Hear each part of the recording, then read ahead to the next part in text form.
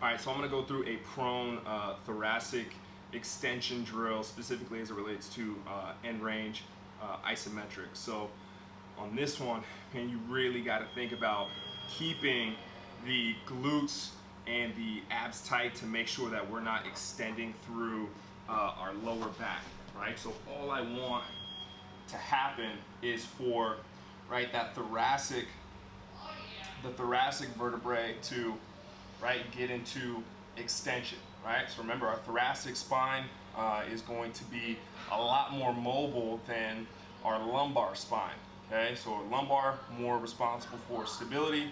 Thoracic, okay, we want to open up a little bit more, and that's going to help us, right, get into or optimize our squat position, okay? So I'm going to start off with a passive position, meaning I'm going to use this sand bell. You can use whatever. You can use a pillow, whatever it is to elevate yourself, right? So the reason I'm using this is, you know, I went through my pails and rails. I got a little bit more thoracic extension, and I gained a little bit more capacity there. So now I'm going to take myself, and so every time I come back down, I'm going to be in this position, right, to where I'm already in thoracic extension, okay? Again, it's not going to look like a bunch. Our spine isn't going to have a crazy amount of mobility, okay? So it's not going to be as noticeable as the hips or shoulders or anything like that. But right now, just by my chest being on this sand bell, I'm already in an extended position. So now when I start, or before I even start, I really got to think about driving my hips into the floor, right? So squeezing my glutes and then keeping my abs tight, all right? So what I can do for beginners, right, if you don't have, right, especially in this overhead position or prisoner position, you can go arms here, right? If you don't have the mobility to get here, right, you can just go hands right by your sides. Now what I want to think about doing is lifting up away from the sand bell. Because I'm already in my end range, right, I'm not really going to be able to lift very high off of the bell, if at all, okay? So if you don't leave, that's fine. We want to just focus on creating tension in this position, right? But I'm going to think about keeping my hands flat and my arms on the ground as well. So as I lift off, I'm trying to lift myself up. I'm not picking my arms up here, right? Nothing's coming from my shoulders. I'm picking myself up by extending at the T-spine, really focusing on keeping the abs and glutes tight.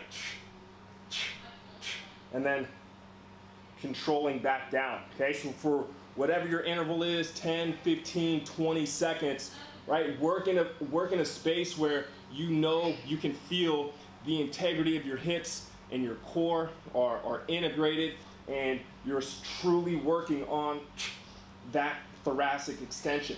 The other thing that I want to think about is also my head position. I want to make sure that I'm not lunging forward, that I'm nice and tall through my spine before I even start. So again, I'll go through about a 10-second rep. Glutes and abs tight before I even start. Brace, blow my air out, and lift off.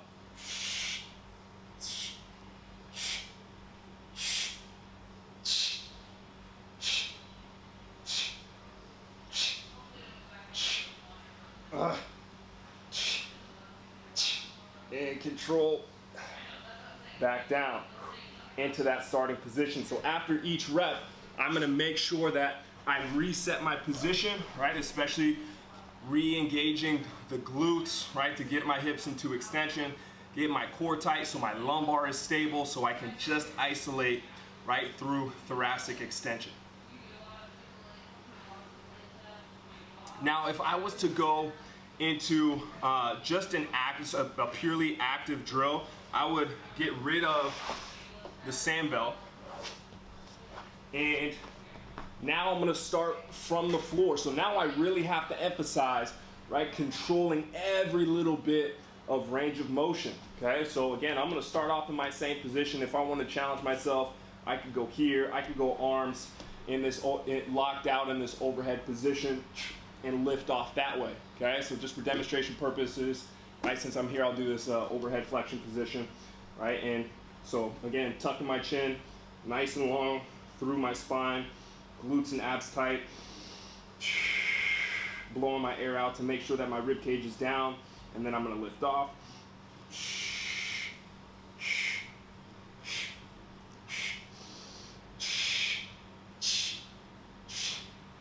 And control back down, okay? So you can see that, right? The difference between my active and my passive range, I'm gonna be able to get a little bit higher, with that block, and I'm gonna be able to create position in a space where I normally probably wouldn't be able to get into, right?